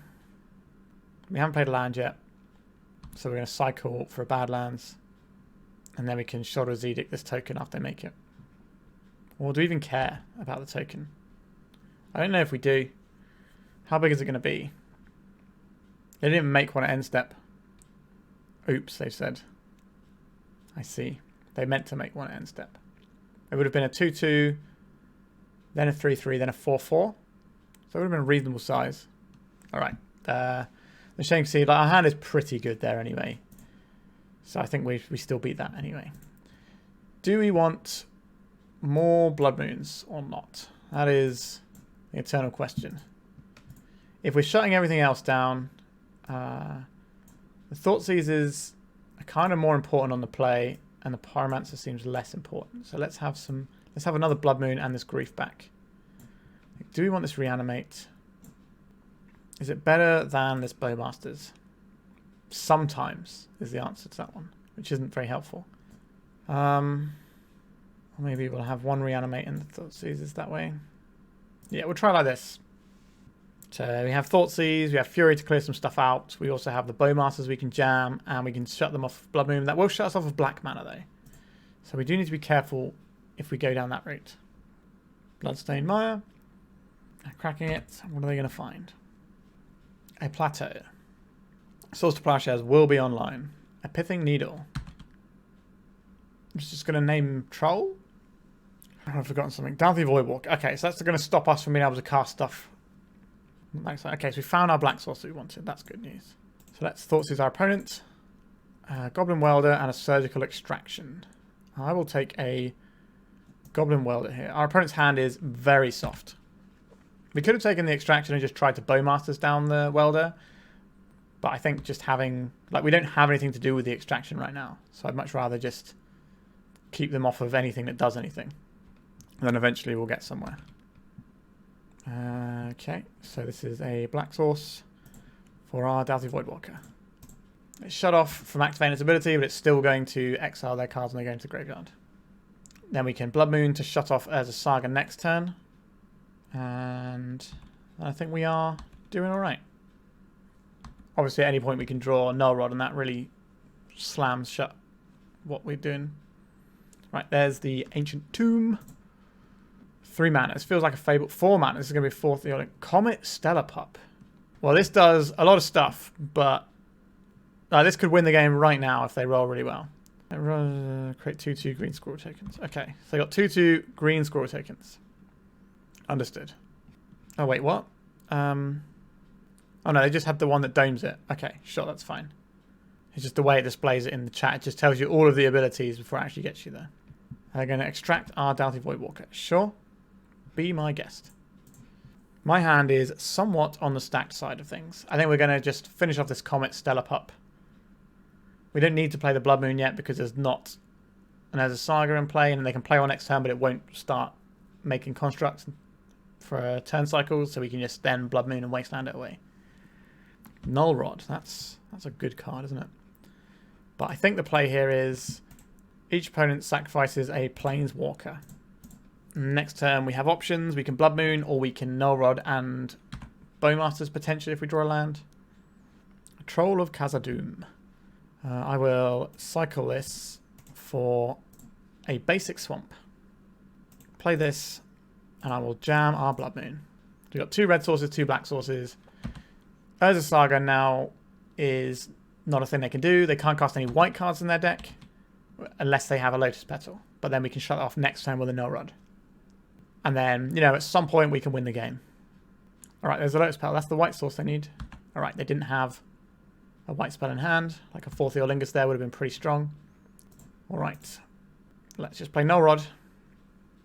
Very hateful is our deck. We don't need to use the Surgical Extraction on anything yet. It's just there for when we want it. So we've got Bowmasters we can use to start pressuring.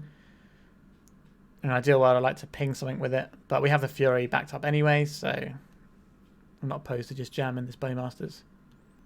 A useless Mox Opal.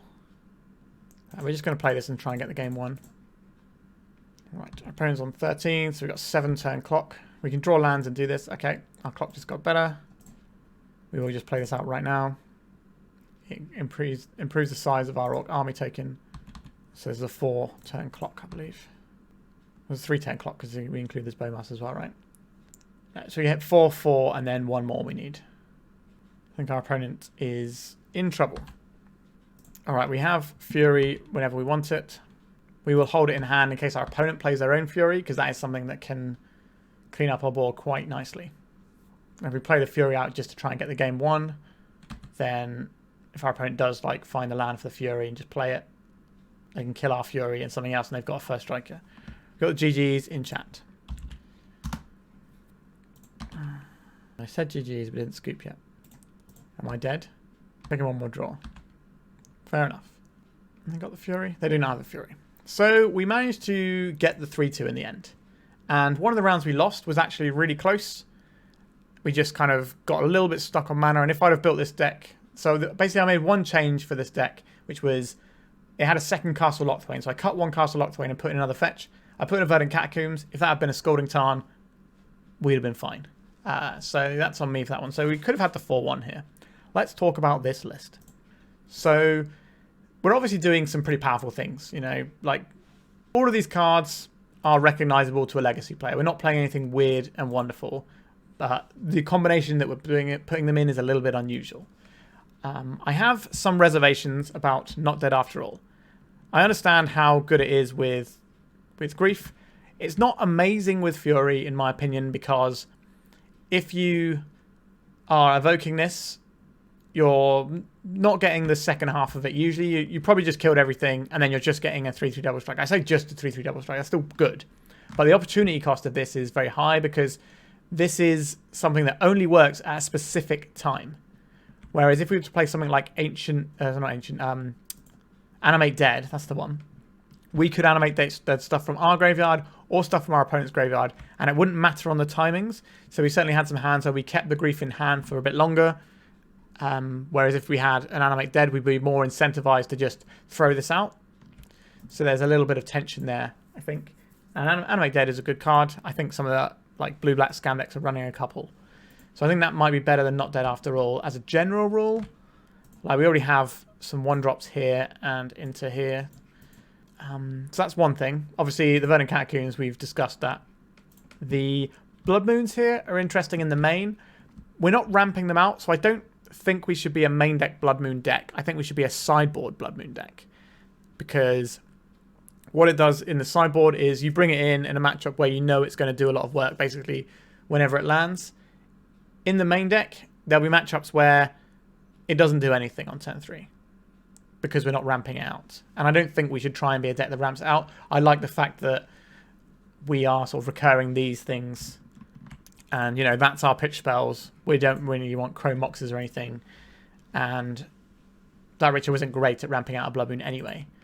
We're not playing Ancient Tombs in this deck list either. So I think my recommendations would be...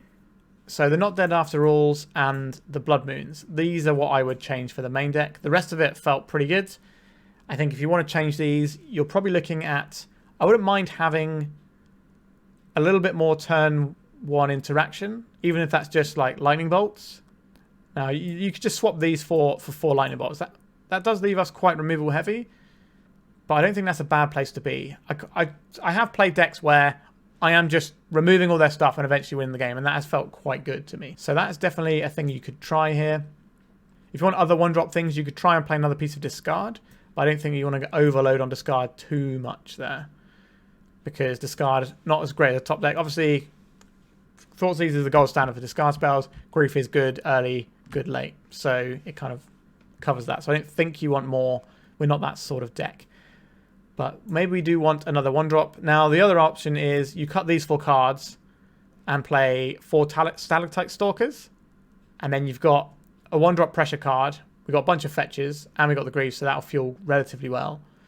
So that gives us a 1-drop threat or a 1-drop disruption. So that kind of smooths things out a little bit. So maybe that's what these cards should be. There are decks... So the player we played against who was playing the Hogak deck earlier... They have also got a red-black scam list. It's quite a bit different to this one, but I will be playing that at some point on the channel. And that runs a bit lower to the ground with Stalactite Stalkers. I think it might have Dragon's Rage Channelers as well. So it's kind of a bit more like... I think the video I recorded on something a bit like that. So like the Jund deck I played recently was a little bit sort of into that nook, I would say. So that's something you could do. I do quite like the Seasoned Pyromancer. It did actually feel pretty good. And obviously Fable is a well-known, powerful Magic the Gathering card. But like generally what this deck is doing is powerful. It's, you know, it's decent. We did get a little bit tripped up on mana at one point. That was partly because we had the Verdant Catacombs, but there would be situations where we would have fetched and gotten undone. You know, what if we drew the Polluted Delta instead of the Verdant Catacombs there and we couldn't get our red source? Like our basic red source, we had to get the Badlands, which then got wastelanded. So there is a little bit of tension there. 20 lands is quite low, but if we're getting another 1-drop in here as well, we can definitely lower the curve. You know, we can play a reasonable game with like, what, over 20 cards here if we put these other 4-drops in, these other 1-drops in. So that would be quite tasty in my view. I don't think I have anything else to say about the main deck. It felt pretty good at what it was doing. We never drew Castle Locthwain. I don't really think we were in a situation... I guess there were times where we would have wanted to have drawn that, but we're using our life total as a resource a fair bit this league. So I'm just trying to think if there's something different that you could run instead of Castle Locthwain. If you wanted a different utility land. Obviously, Castle Locthwain plus Blood Moon, not the best, but obviously when we're playing Blood Moon, it's better against them than it is for us. But I don't think we want it main deck in a deck that's not ramping out.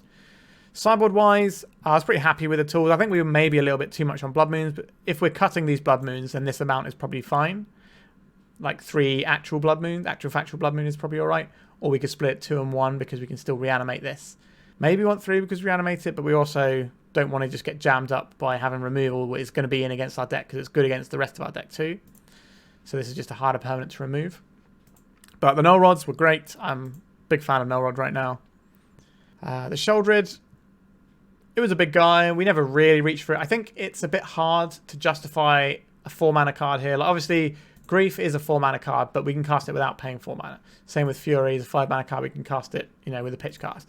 So 4 mana is quite a lot for Sheoldred. Maybe we could have something a bit lower to the ground that does some work here. But I liked having the Edicts. I think the Surgical Extractions were fine. We do have Dauthi Voidwalkers, so maybe the Surgical Extraction is overkill, and we want like maybe some kind of threat that removes graveyards a little bit. There's definitely some cards that do that. I can't remember. There's like a 3-mana Whelf, which I don't think is where I want to be, but I think there's something that's not quite as good as Dauthi Voidwalker, but somewhere in that rough ballpark. Maybe. So maybe we don't need to have 3s, but the thing is, we're not ramping out Dauthi Voidwalker, right? So if we're against Reanimator, we probably do need the... So actually, no, these should be Fairy Macabres, actually. These should be Fairy Macabres because if we have a Dauthi Voidwalker, at least Fairy Macabres can be cast and do something. So, yeah, and we could even pitch the Fairy Macabre and reanimate it in a pinch. So, yeah, these should be Fairy Macabres, I've decided. We need turn 0 Graveyard Hate, and that does it. I think that would be better than Ley Lines as well, as a general rule in terms of how our deck operates. Pyroblast were fine.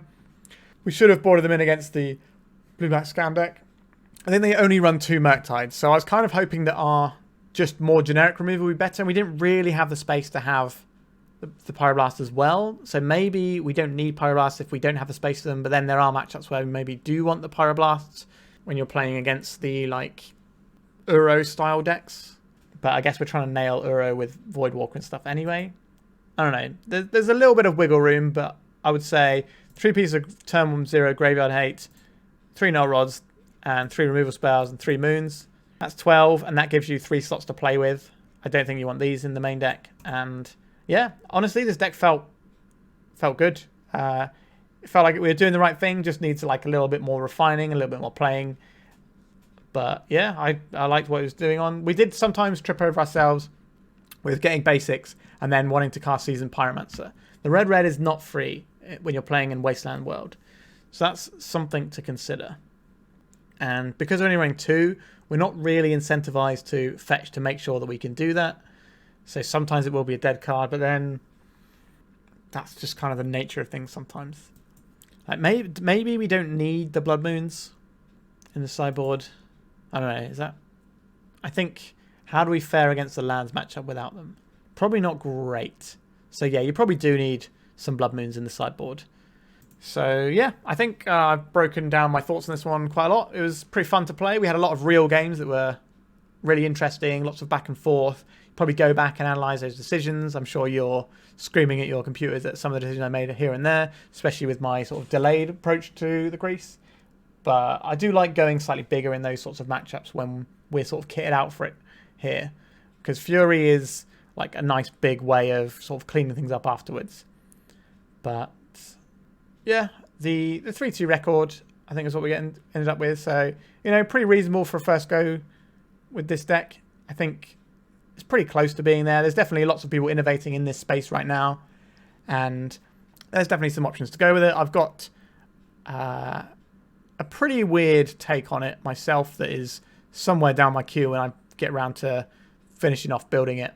But so far it's looking like if you find this one interesting, you'll find that one interesting too. So again, you can go bigger, you can go more combo-y, you can go lower to the ground. There's lots of options within this rough package. And I do quite like being slightly bigger when everyone's going for standard type stalkers these days. Alright, I think we are done. Remember to like and subscribe. And if you would like a deck of yours on the channel, you can reach out to me on Discord, which is in the link below. And you know, we can just sort out a donation deck for you. Alternatively, you can become a Patreon member. And I have a whole tier that allows you to have regular donation decks on the channel, as well as other perks like my regular articles and my primer to Turbo Depths. Alright, once again, thank you so much for watching, and goodbye. If you'd like to support me in the channel, please check out my Patreon. It has a free guide to budget Turbo Depths, as well as 3 tiers of support. A low cost one that enters you into my monthly raffle for a free donation deck on the channel, a mid-tier subscription that gives you access to my detailed Turbo Depths guide that is updated every month, as well as regular articles, and lastly the higher tier gives you all of the above, as well as a monthly donation deck for my channel. If you're interested in supporting the channel this way, please check out the link in the description.